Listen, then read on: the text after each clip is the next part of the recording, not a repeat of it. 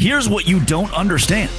It finally happened. BYU to Texas Tech, Cincinnati, Houston. This was the perfect Big 12 weekend. We're so back, and we're getting multiple teams in the college football playoff. This is Locked On Big 12.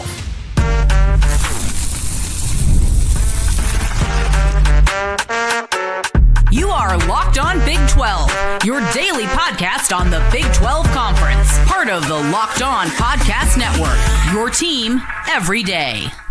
I mean, incredible. When the good teams win, we all win. When the bad teams lose, we all win.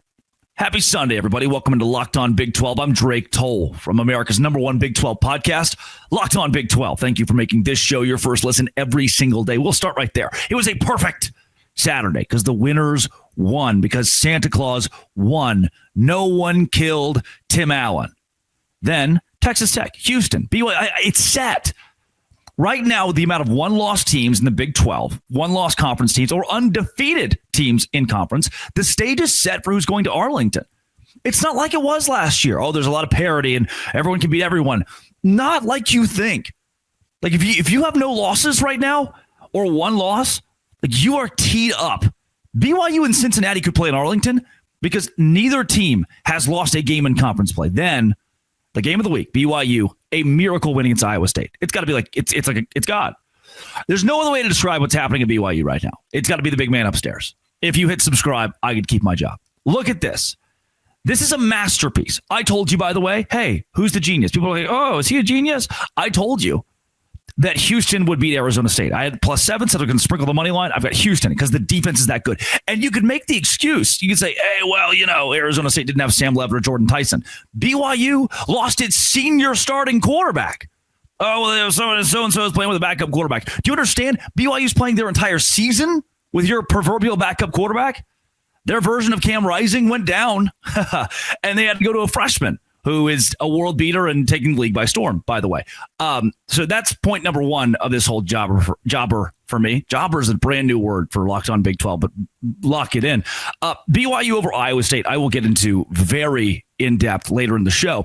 But this is another example of Houston, 7-1. BYU, 8-0. Texas Tech, 7-1. Cincinnati, 7-1. The teams that need to win are winning. Kansas State, Kansas.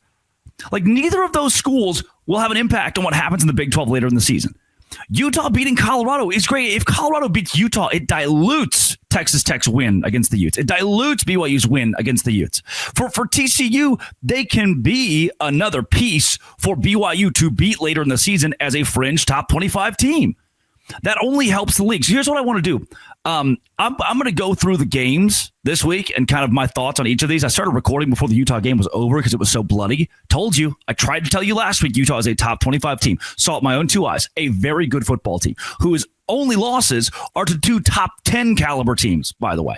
So what I'm going to do is I'm going to go through every game from this weekend, give you some takeaways and thoughts. And then in the middle segment, let's look at the upcoming schedule for Houston, because they're going to go 11-1.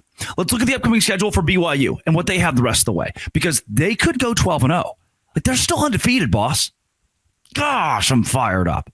For Houston over Arizona State. The Houston defense, again, the excuse of Arizona State backup quarterback. Yep. Look, Jeff Sims is bad. Sam Levitt still threw the ball 35 times. He was in the game, dog. And Houston was pitching a shutout when he was in the game.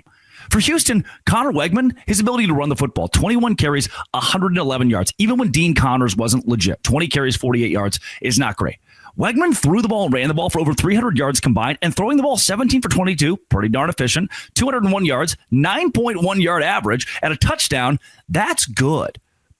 Incredibly impressed again with what Houston does defensively. 5 for 15 on third down for Arizona State. That's not great. Arizona State had 426 yards. They had opportunities to win this game. They threw the ball pretty well as well, but they only ran the ball for 98 yards. Could never establish the run against the Houston D, and Houston had the ball for 37 minutes in this game. That's elite. Willie Fritz, tip of the hat. He's one of the best coaches in the Big 12. We all made a grave mistake giving Willie Fritz Power 4 resources, Big 12 resources. From there, I told you I'm going to go in-depth on BYU, Iowa State later, so I'm going to skip over for a second. Texas Tech over Oklahoma State. Joey McGuire said post-game, and we don't really need to dive too deep into this one. Texas Tech's still elite, I believe. Post-game, we talked about Will Hammond getting hurt in this one. He said Baron Morton probably could have gone today if things got hairy. And the Tech defense allowed 182 yards. Now, granted, Oklahoma State's the worst team in America. But 2.8 yards per pass, that's what you allowed? 3 yards per rush, 32 carries, 95 yards for the Pokes. This is just BTA, belt to ass, as they say, for Texas Tech over Oklahoma State. And if they get Baron Morton back next week, they're a top 10 football team. Cincinnati over Baylor. This got hairy at one point. Cincinnati was rolling, dominating the game, and then Baylor cut it within 7 kind of late. And then from there, it was just all Bearcats. When you hold Sawyer Robertson, who's a very good quarterback, Sawyer had 137 yards passing. That's bad. Brendan Sorsby only had 111 yards passing, but the offense ran the ball 50 times. 50. Sorsby was the leading rusher for 265 yards. Cincinnati's defense, I've ragged on them a bit. They've allowed a lot of points, and the offense has scored enough to help them win games. I still think the defense is legit. They grade fairly well analytically, by the way. And with Corleone on the D-line, as long as he's healthy, Cincinnati is a wagon. Welcome to the top 20 for sure, possibly top 15 for the Bearcats. Kansas State over Kansas. Watch the entirety of this one because it was the lone game early on. Avery Johnson, 11 for 17 is not great. But just Kansas State's ability to run the football and just their ability to dominate this game from let's see what the time of possession was, because it felt like Kansas State had the ball the entire. I mean, no. Somehow Kansas had the ball longer, but it was just a domination from a dominant performance and total domination from the defense of Kansas State, holding Kansas to 1 for 5 on 4th down. Didn't think Avery Johnson was a Heisman caliber quarterback. Didn't need to be. The run game established itself good enough with Joe Jackson. And from there, Kansas State rolls to a victory that I think, and people started asking questions. Is Lance Leipold the guy? Is he in jeopardy of losing his job? Like, dog. He's got a couple mulligans here. He built something out of genuinely nothing over at Kansas. 42-17, belt to ass. I do think that Kansas and Kansas State, both their seasons are in essence over. You can play the bowl game, but you won't contend for a Big 12 title. So that's a game that is inconsequential to the top of the league. TCU, West Virginia, bad for TCU. I love the fight of West Virginia, man. Holding TCU to 19 first downs, 7 for 18 on 3rd and 4th down combined. West Virginia was a yard short of having the same amount of yardage as TCU in this game. And Josh Hoover didn't look great. The Horned Frogs only had 96 rushing yards. They controlled the clock, and ultimately that helped them win the game. Was not impressed with what TCU did. But again, if they lose this game, it dilutes the Big 12. We need TCU to win so that the teams that beat TCU, right, have better strengths of schedule. That makes sense in your brain? Those are the scores. I am confident that by the way, Utah, I can't skip over that. It's 33-0 at the time of recording this. I want to go to bed pretty soon. So I was like, okay, I'm not going to wait up until the wee hours of the morning to watch a game that's just pitiful. Bird Ficklin, boss. The bird is the word. He wasn't elite, but he did plenty enough. Running the football, he was elite. So quarterback-wise, you're like, oh, okay, I mean, arm could be better. But when you run for 150 yards already on 15 carries and a touchdown, a log of 63, Wayshawn Parker being Wayshawn Parker, like I told you, Utah's good. And now they have a real backup quarterback. 33-0. Colorado, man. Ugh, throw up my mouth. 6-2 Utah. Not going to the Big 12 title. Not going to the Big 12 title, but 6-2 Utah. I mean, there's something to that. Coming up, there's some real contenders in this league. Locked on Big 12. Today's show is brought to you by Game Time. Game Time is exactly where I go during college football season to visit my favorite teams and my favorite games. You can find college football tickets for as low as $25 at Game Time. That's one of the biggest reasons I use it, but maybe the biggest reason is seeing my seat before I buy, and these zone deals are spectacular. You pick the section, Game Time picks the seats, and you save big. It's faster, cheaper, less stressful. Take the guesswork out of buying college football tickets with Game Time. Download the Game Time app, create an account, use code LOCKEDONCollege for $20 off your first purchase. Terms apply. Again, promo code LOCKEDONCollege for $20 off. Swipe, tap, ticket, go. Download Game Time and do it today. When I tell you we have our contenders, BYU is undefeated. So we'll start with them. The Cougars' remaining schedule isn't easy, no doubt. It's tough. They go on the road against Texas Tech. There's a good chance they lose that game. But they're favored against TCU. They're favored against UCF. They may be favored at Cincinnati. And this is an opportunity. If BYU loses to Texas Tech or even splits the series with Texas Tech and Cincinnati, they still probably go to the Big 12 championship game. And if they do split that, they go 11-1. Well, 11-1 gets you into the college football playoff, considering they're sitting right there in the top 10. One loss is not going to drop them past spot number 11 in the polls. And that's where you need to be able to go to the college football playoff. The first playoff ranking will come out before BYU plays that game against Texas Tech. That very likely has College Game Day, even though they hate us. That hopefully has College Game Day on it, even though maybe I hate them after all.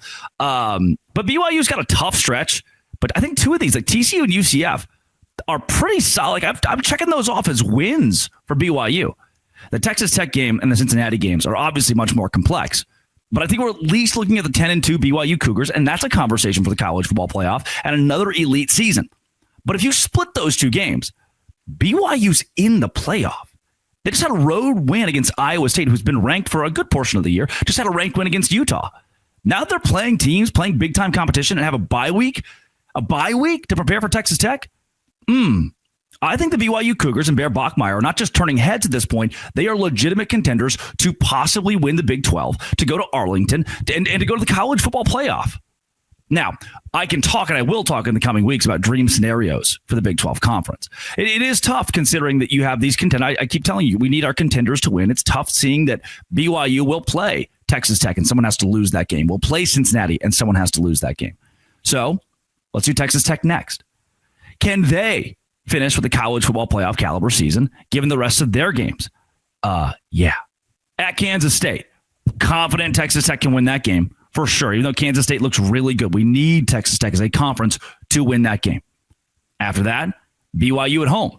They'll be favored against BYU at home. Then UCF's a win. West Virginia's a win. You are at least, if you're Texas Tech, going to go 9-3. You could lose Kansas State. You could lose BYU. I think you, at minimum, split those games. And again, we're talking about a conversation where Texas Tech is close enough to the college football playoff rankings, that 11 spot, and enough people across the country are talking about Texas Tech that they could split Kansas State and BYU, and at 10-2, still at least be in the conversation for the number 11 team in the country. Namely, if the SEC continues to butcher itself, and because the Big Ten right now is just not as strong as we thought it would be. The Big 12 has a clear path to get multiple teams into the college football playoff. Now, there are the dream scenarios, like where BYU, let's say, loses to Texas Tech, and Texas Tech ends up at 11-1, and then we'll say that BYU ends up beating Cincinnati, and the Cougars find themselves in the college football, in the Big 12 championship with a chance to play for the college football playoff, and that Houston at 11-1 is showing up there. So Texas Tech's 11-1 in this scenario, okay? BYU is 11-1. Houston is 11-1, all going in that battle for Arlington. And in this case, we would see I think it would come down to a tiebreaker, right? Because Houston got Texas Tech. They lost to Texas Tech, so Tech would get to go, but Tech beat BYU, so we're going to have BYU or Houston, either of them in Arlington. And in that case, you follow me here, 11-1 for BYU, Texas Tech, and Houston. All three of those teams at 11-1 have a case to go to the college football playoff. The Big 12 can get 3 in. 3 in. Nuts to say. But I'm about to show you something for Houston that's going to be very promising. Look at that schedule remaining for Texas Tech. BYU is the big one to circle, but only one. We only have 4 games left. College football is winding down. Sucky realization. I'm going to tell you something crazy about Houston here in a second, but first, the Cincinnati Bearcats. Look at their schedule remaining. At Utah, tough. Arizona, that one's not as easy as we thought it might be. BYU at home, and then at TCU. This, to me, is the toughest of the remaining schedules when we talk contenders, the teams at the top of the Big 12 that could win a Big 12 championship, go to Arlington, represent the conference in the college football playoff. I like Cincinnati a lot, but the idea of them going into Utah and winning is something they will have to do, in order to go to Arlington and make the college football playoff. If they do beat Utah on the road, there's a real chance they beat Arizona, BYU at home, and then TCU in Fort Worth. Looking at Utah's remaining schedule, if you're thinking, well, what if? Massive win against Colorado, home against Cincinnati, your favorite probably. If that's a win, Utah's better than Baylor, better than Kansas State, better than Kansas. 10-2 Utah gets a lot of respect, but they're just going to need too much help They're going to need multiple 2-loss teams. They need BYU to lose 3 games in Big 12 play, or we'll get a rematch possibly of the Holy War. They need Texas Tech to lose 3 games. And I just don't think that's going to happen. I think Utah is out of the equation here. Cincinnati has a tough run down the stretch. I don't think Utah is going to the Big 12 title. Cincinnati, consider them in my book right now, though very good. Not at the top of my list, probably in that 4 spot of these contenders for who's going to Arlington. I do think representing the Big 12 in the conference championship game, locked Houston. Look at their remaining schedule. West Virginia at home. That's a win. UCF on the road. That's a win. TCU at home. That's a win. And then Baylor on the road. All 4 games against unranked opponents. I don't know if Baylor is going to make a bowl game. TCU may be the only bowl team left on their schedule, much less ranked team left on their schedule. And they get a bye week going into that one. This Houston team plays West Virginia, UCF, TCU, and Baylor. Cougar High, as they called it when I was in Waco. They call it Cougar High because they're just, afterthought. Afterthought my butt. Houston's going to Arlington. They're going to the Big 12 championship game. Like, they don't control their own destiny here because Texas Tech could win out. But then if Texas Tech wins out, BYU has a loss, and we go tiebreaker. This is certainly this is the number 1 easiest slate the rest of the way. Again, it's a shame that BYU has to play Cincinnati and Texas Tech here late, and those are big-time contenders. But TCU's got a gauntlet. Poor TCU, man.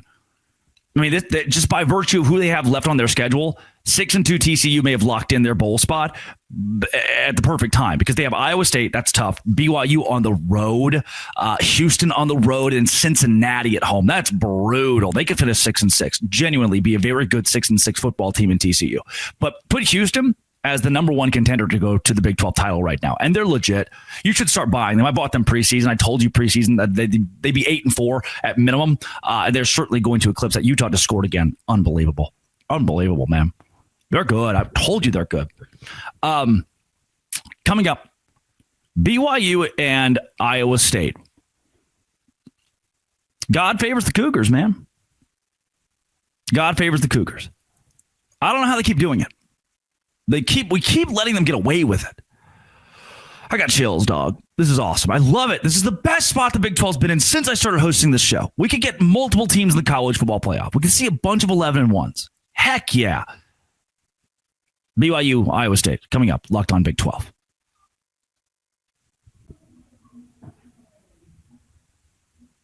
Today's show is brought to you by FanDuel. FanDuel is exactly where I go every college football Saturday to make sure that I make a little bit of money. And now with the NBA being back, there's no better place to get in on that action than FanDuel, the official sports betting partner of the NBA.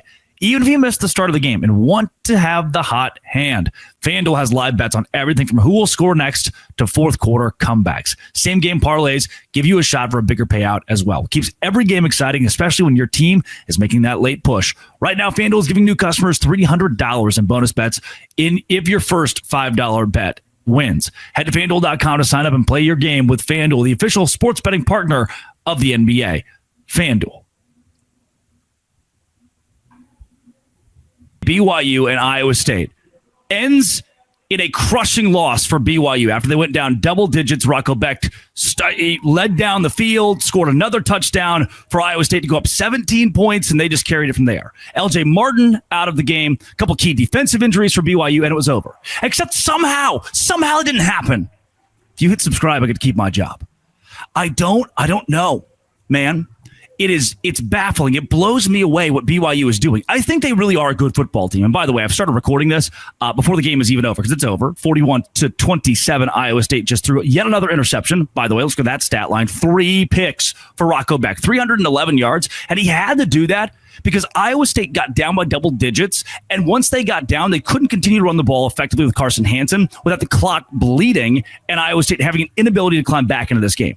This was the game of the day of the Big 12, the get-right game for Iowa State. And now BYU is 8-0.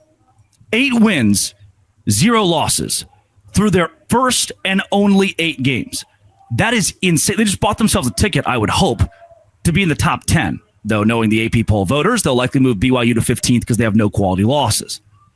I am in awe that the Big 12 has a team that can win this way. And I think the BYU Cougars are for real. We should, and I tweeted this out, I said we should have a conversation about Bear Bachmeier being the best quarterback in the Big 12 if BYU somehow finds a way to climb back in this game and win it. Because there was a point pretty clearly, I think 17-7 for Iowa State, where I thought, you know what, it's over. 24-10 for Iowa State, it's over. This became like a miracle game. Even going into that touchdown, Bachmeier to Kingston, you're like, that was it. Like, there is a third down on that drive where Iowa State can get the ball back with 1 minute and 15 seconds to go, and Rocco Beck can score again. So many opportunities for Iowa State to be alive. You need to understand, Iowa State's a very good football team, coming off of a bye week. One of the best coaching staffs in the entire Big 12 as well under Matt Campbell. And they had extra time to prepare for a BYU team who hasn't had rest in a while, just played a rivalry contest against Utah and got a gritty win. And even still, BYU just has they have the clutch gene. I'm not going to take anything away from how good the Cougars are because they don't deserve the moniker of luck. They got lucky. No, luck doesn't play a piece in this. It's the ability to utilize a true freshman quarterback and go win the game. By the way, I thought the offensive line of BYU was incredible. Bachmeier had little to no pressure all game. Preston Rex, not ready. Bear Bachmeier can't be the running back. He plays quarterback. Past that, do you use Nawahine? Do you use Parker Kingston? Do you use Chase Roberts more out of the backfield if LJ Martin misses extended time? That's a big question. But what you just did, you lost LJ. You lost LJ Martin early in the football game and still won by double digits against a top 25 caliber team on the road and forced stupid turnovers. For a guy in myself who I think it was this week last year, somewhere in here, said that Aaron Roderick should lose his job. I was advocating for Aaron Roderick to be replaced as the BYU offensive coordinator. My foot is completely in my mouth. You just lost arguably the best running back in the Big 12. You have a true freshman quarterback and an offensive line that people had question marks about at the beginning of the season. Is it even a top half of the Big 12 offensive line? And now you just, without your star offensive player, LJ Martin, utilized your freshman quarterback to win 41-27 in a comeback on the road where Bear Bachmeier had 300 passing yards. He was at prom. Bear Bachmeier was at prom 7 months ago. He was at Stanford 4 months ago learning their playbook. And now the BYU transfer, alongside his brother, who I thought had a fantastic game, just went in there and beat an Iowa State team that I do think is very good. Now, Rocco Beck had 311 yards. But again, Carson Hansen, there's no reason Carson Hansen should go 16 carries, 152 yards, and 2 touchdowns and Iowa State lose. But it was the silly mistakes. What even penalties, really? BYU was the heavier penalized team. For Iowa State, it was Rocco Beck throwing interceptions, a pick six, mind you, and the inability to run the ball when you're down by double digits. Let's look at the team stats from this one. Because, oh my gosh, and look, these are skewed a little bit because BYU forced so many turnovers and had defensive scores. So you can't look at them and be like, oh, well, Iowa State should have won because of all those numbers. But there are some damning numbers. Iowa State had 495 yards.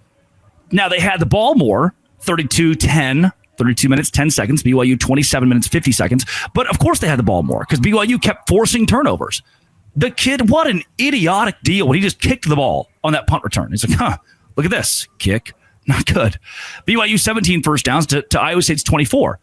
Guess what? BYU can't get a lot of first downs when their defense is scoring touchdowns. On third down and fourth down combined, BYU is 9 of 18. Now, Iowa State wasn't bad. Combine those for them. They were 6 of 14. That's not terrible. But my goodness, what we just saw in this game was a display of, on the worst day for BYU, on the worst day for BYU, I think you could have conjured early on, especially, they won 41-27 on the road against Iowa State. That proves the grit, the efficiency, the poise, 410 yards without a running game. The only running back you had was Bear Bachmeier. And I think Rex is going to be okay, but you need LJ Martin. And as much as I want to say you need LJ Martin, did you see what BYU just did without him? I don't know, man. It's like the power of God is just breathing into BYU football on every crucial down this year. It's like BYU on 1st and 10, 5 yards backwards. Like, A-Rod, what are we doing? BYU on 3rd and 11, 21-yard pass from Bear Blockmeyer down the middle of the field. I don't get it. I don't know if I'm ever going to get it. I'm blown away. I'm impressed. This is the best team in the Big 12 right now. This is a team that's found ways to win, in varying ways to win in every contest this year. 8-0, representing the Big 12 at the top of the conference. And for that, I applaud you. I applaud Kalani Sitake. This should be celebrated in Provo. And you get a bye week this week to rest up to go on the road against Texas Tech. Very similar environment to Ames, Iowa. A team in Tech who's battling their own injury issues. Are we going to have to tell our kids about the undefeated BYU Cougars? I mean, you've got a couple of easy games to finish the season out. Not the Tech game, right? But I think you're going to have an opportunity, certainly, to be a 10-win team now. At mid, that should be the floor. That's good. Did this punch the ticket to BYU to go to the Big 12 title? I have so many questions. I'll get to much more of it on tomorrow's show. This has been, and always will be, Locked On. Thanks for making it your first listen every single day. Dose Grande.